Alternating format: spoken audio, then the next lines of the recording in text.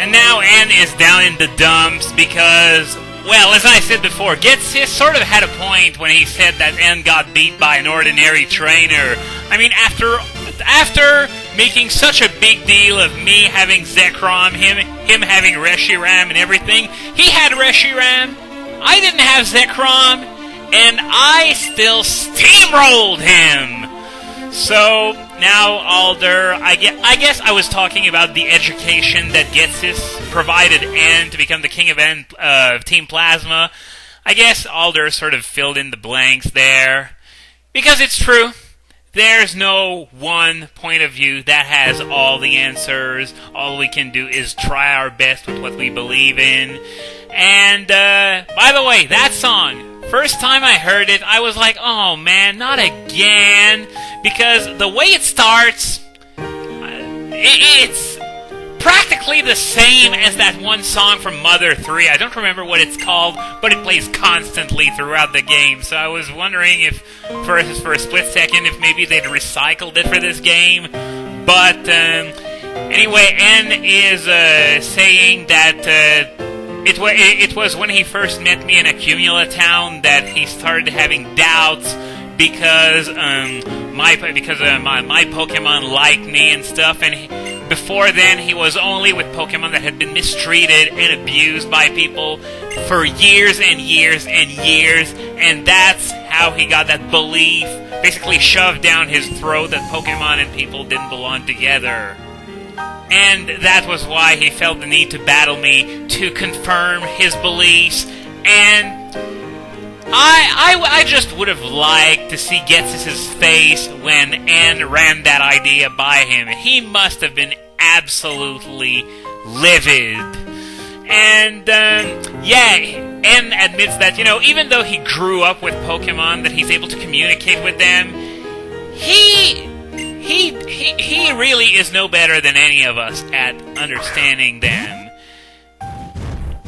You ready, guys? It's just about time for the end of the main game of Pokemon White. That dream, make it come true? Well, I sort of did. I steamrolled Team Plasma, wiped them out of existence, at least for 2 years, at which point I'll do it again. And, I wouldn't have it any other way. Perpetual battle between good and evil will go on as long as there are games to play. So, while the credits roll, I honestly have no idea what I can talk about. I keep thinking back to Jellicent's death and how it makes absolutely no sense. Even with extreme damage roll shenanigans, I think it shouldn't have happened. I'm going to need to rewatch the footage and, I guess, punch some numbers in a calculator or something, because that didn't make any sense. Oh, something that I'm reminded, though. A common complaint about Black and White, the first game I mean, is that the main game is relatively short, but judging by the amount of footage that I got in these LPs, well, of course, the main game in this game is shorter than in Hoenn or Sinnoh. But it turned out to be still much longer than in Kanto or Johto. That was something that I was really curious about to see, how it was going to turn out when I first started this LP, how long the main game was going to take, if it was really as short as it looked, because I will be honest with you, it looked pretty similar to Kanto and Johto at the beginning. Well, maybe more so Johto, because Kanto was really, really, really, really short, these being the first games and all and everything, and the battles actually being really fast-paced. But, yeah, as it turns out, it's not that bad. It's a step down from Generations 3 and 4 for sure, but it's not that much of a step down, and besides, Black and White 2 more than make up for it in a way. This is something else that I'm curious to see how it's going to turn out when I do Let's Play that game, which is going to be in a few months, of course, because we have a whole post-game ahead of us, folks. And speaking of complaints leveled against this game, the fact that everything outlevels you in the post-game is yet another one. It basically forces you to grind on Audinos for a while before beating even a single trainer. But that's something that we're going to take care of, presumably, next week. We see, well, of course, it's even though it's rather small on an equally small screen, it's pretty clear what it is. Certainly isn't one of Skyla's jets taking off. It's and flying on Reshiram, naturally.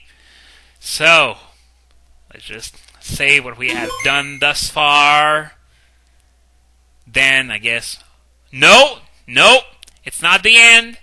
We still aren't the champion, for one thing, because our challenge was brutally interrupted by Team Plasma. That is something that we're going to have to take care of someday. Not now, but someday. But for first, we're back home in New Vima Town. Now there's nothing to do upstairs, so when you go downstairs, you now realize that you actually have two moms? Did my mom find a lesbian lover while I was out? Nah, of course not. Just the fact that both characters are labeled as mom in quotes suggests that, yeah, it's someone in a disguise. And it is... Hey look, it's an old acquaintance! It's Looker, the so-called elite of the International Police. So yeah, Looker is back for more in this game. And when I say back for more, I say not really, because once again, what he's here for, he's gonna let me do it all over again. So he came to take down Team Plasma, but unfortunately, I and the gym leaders have beaten him to it, so there are only remnants left to pick up. Namely, the 7 Sages. Because yes, even though you saw that they took Getsis away, as we're gonna learn, he made a break for it at one point. So all 7 Sages are still at large, but we are not going to be capturing Getsis in this game. He's going to go into hiding for 2 years instead. So... basically, what Looker is going to ask me to do is hunt down at least the other 6 Sages.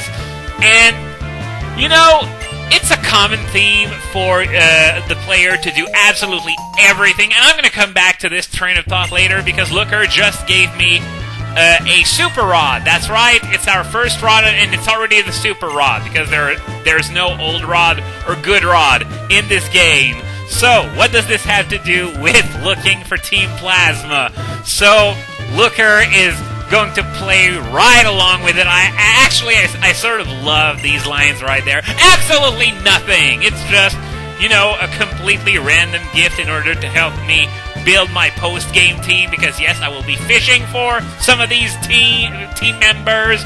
But yeah, as I was about to say, these Sinnoh people, even though you doing everything for everyone is a common theme in games, these Sinnoh people are really incredibly obnoxious in the way that they have other people do their dirty work. Of course, nothing will ever top Cynthia. She's the grand champions, all categories combined. But Looker's trying. He's really trying. So, just going to put the Super Rod on my list of hotkeys, because I'm going to be using it rather soon, but not right now, because when you get out of the house, you're ambushed by who else but Sharon and Bianca. Didn't you see him get out of the house? Whatever, Bianca's explaining that she didn't have the time to go get the Strident City gym leaders, which never stopped the conspiracy nutters from believing that they were the Shadow Triad. However, Black and White 2 definitely put a damper into that. So yeah, Sharon still hasn't told Bianca about it, even though we're probably sometime after the fall of Team Plasma. So Bianca's going to go to the White Forest, and she said, no, you won't be able to meet all sorts of Pokemon you've never seen before, for the simple fact that the place is deserted. I took like 7 months, right, to complete the main game, so there's nothing left there. But I'm gonna go over that mechanic when the time comes, because right now we're gonna get the National Pokédex from Cedric.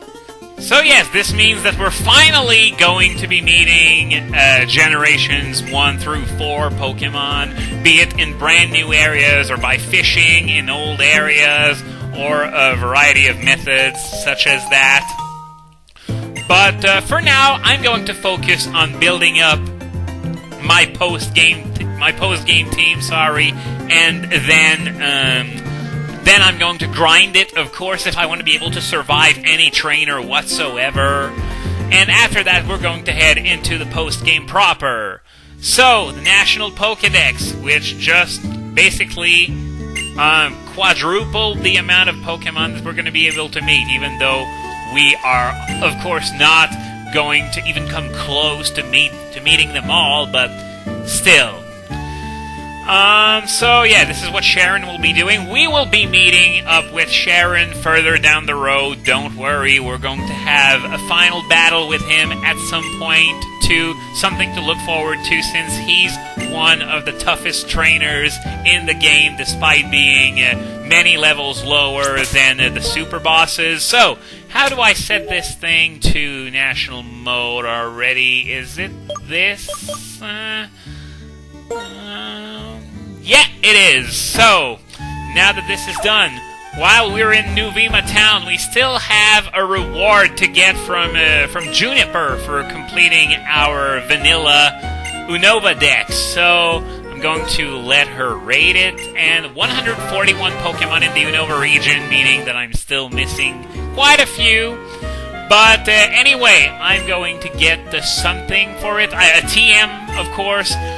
Which one is it, though? I don't remember. The Hidden Power TM? Sort of surprised that the requirement for getting it is so high, but then again, whatever. It's not like I'm missing out on much in-game because of the way it works. But don't I get anything else? I could have sworn I would get another TM at this point. Nope.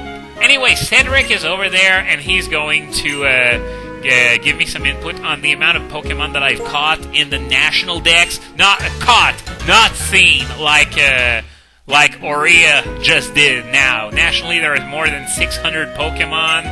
That number will soon be outdated, of course.